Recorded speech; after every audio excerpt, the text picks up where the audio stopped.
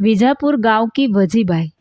भगवान श्री स्वामीनारायण ने स्वयं सभा में जिनकी दृढ़ निष्ठा की सराहना की, वे थी उत्तर गुजरात के बीजापुर गांव की वजीबाई।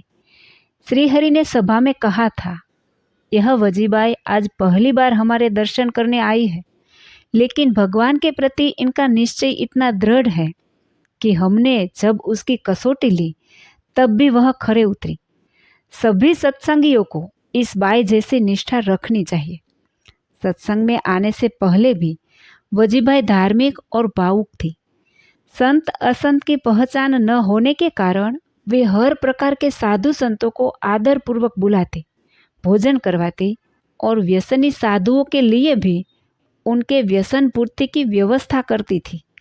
एक बार भाई रामदास स्वामी, जो श्री सहजानंद स्वामी के वयोवृद्ध गुरु भाई थे, वह बीजापुर पधारे। वजीबाई के भाई देवजी भाई की प्रार्थना पर स्वामी जी उनके घर रुके। स्वामी जी ने 10-12 दिन तक प्रवास करके सत्संग के उपदेश दिए और व्यसनों के दुष्परिणाम समझाए। उन्होंने नीति से आजीविका, व्यसन से दूर रहना, माता पिता की सेवा, साधु असाधु का भेद आदि अनेक बातें स्पष्ट की। इन प्रवचनों का असर हुआ और वजीबाई, उनके पति प्रागजी भाई और भाई देवजी भाई समेत कई लोग सत्संगी बन गए। एक दिन जब वजीबाई अपने भाई से साधुओं के लिए गांजा लाने के लिए कह रही थी, तब भाई रामदास स्वामी ने कहा, हमारा कार्य है जीवों को व्यसन से छुड़ाकर भगवान की ओर लगाना। यह सुनकर वजीबाई चकित रह गई, क्योंकि अब तक उन्होंने जितने भी साधु देखे थे वे गांजा आदि मांगते और देने में देर होने पर गाली देते थे। सत्संग स्वीकारने के बाद वजीबाई के घर से व्यसन संबंधित सभी चीजें हटा दी गई। अब वहां सिर्फ धर्म, नियम, पूजा पाठ का वातावरण हो गया। व्यभिचारी साधुओं का आना बंद हो गया और केवल सच्चे संतों का ही ठहराव होने लगा। एक बार श्रीहरि विसनगर के सत्संगियों को कष्ट से मुक्त करने निकले। मार्ग में रात होने के कारण वे बीजापुर पहुंचे। उन्होंने मुकुंद ब्रह्मचारी को साथ लिया और स्वयं एक फक्कड़ साधु का वेश धारण किया। वे गांव के बाहर बैठे लोगों से बोले, हमें रात्रि में ठहरने का स्थान चाहिए। किसी ने कहा, सामने वजीबाई का घर है। वे पहले सभी साधुओं को ठहराती थी, लेकिन अब स्वामीनारायण पंथ में आई है तो किसी को ठहराती नहीं। श्रीहरि वजीबाई के आंगन में गए और बोले, माँ जी, तीर्थ यात्रा पर निकले हैं, आज रात ठहरने देंगे? वजीबाई बोली, तुम जैसे तीर्थ यात्रा के नाम पर मांगने वाले बहुत आ चुके हैं, यहाँ कोई ठहराव नहीं मिलेगा। श्रीहरि बोले, सिर्फ एक रात की बात है। वजीबाई ने कहा, मुक्ति पानी है तो स्वामीनारायण भगवान के शरण में जाओ, वे ही सच्चे भगवान है, यहाँ से चले जाओ। श्रीहरि बोले, तुम्हारे ऊपर तो स्वामीनारायण के साधुओं ने मोह डाल दिया है, वे कोई सच्चे भगवान थोड़े हैं, चमत्कार से लोगों को भ्रमित करते हैं। वजीबाई नाराज हो गई और डांटते हुए बोली, अरे लंगोट वाले, अगर स्वामीनारायण की निंदा का एक और शब्द निकाला तो इस लकड़ी से पीट दूंगी। वजीबाई के पति भी आ गए और बोले, बाबा यहाँ से चले जाइए, हठ मत कीजिए।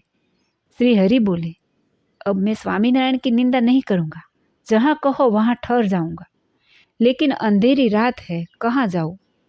वजीबाई को दया आ गई, बोली, उस कोने में सो जाओ, पर कोई व्यसन किया हो तो निकाल फेंकूंगी। रात में थोड़ी देर बाद श्रीहरि बोले, वजीबाई, भूखे साधु को सुलाया नहीं जाता, कुछ खाने को दो। वजीबाई बोली, कुछ भी नहीं है। श्रीहरि बोले, झूठ मत बोलो, कोठी में रखे 18 लड्डू और हांडी में दूध है, 2-4 लड्डू और थोड़ा दूध दो। वजीबाई चौंक गई, लेकिन फिर सोचा शायद चमत्कारी है।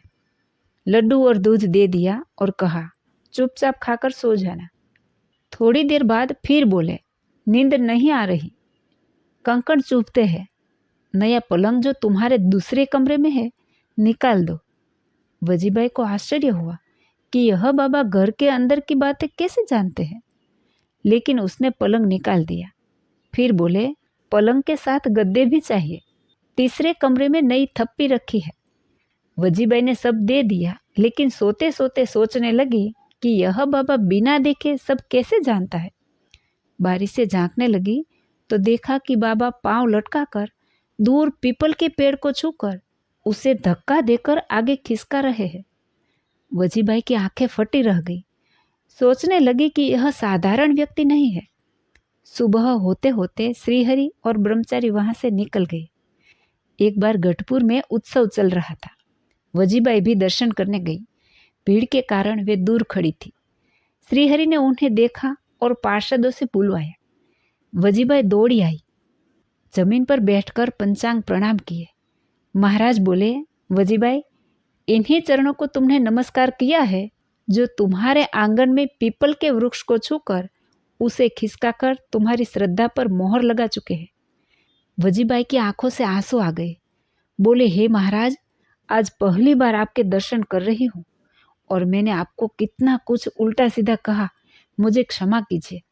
श्री हरि बोले, वह तुम्हारी निष्ठा थी, उसी से हम प्रसन्न हुए। महाराज ने यह पूरा प्रसंग सभा में सुनाया और कहा, इस बाई ने पहले दर्शन नहीं किए, फिर भी हमारी निंदा सुनकर डट गई, हमारे चमत्कारों से भी डगमगाई नहीं। ऐसी निष्ठा सभी सत्संगियों को रखनी चाहिए। वजीबाई, उनके पति प्रागजी भाई और भाई देवजी भाई जहाँ भी उत्सव होता, सेवा व दर्शन के लिए अवश्य जाते।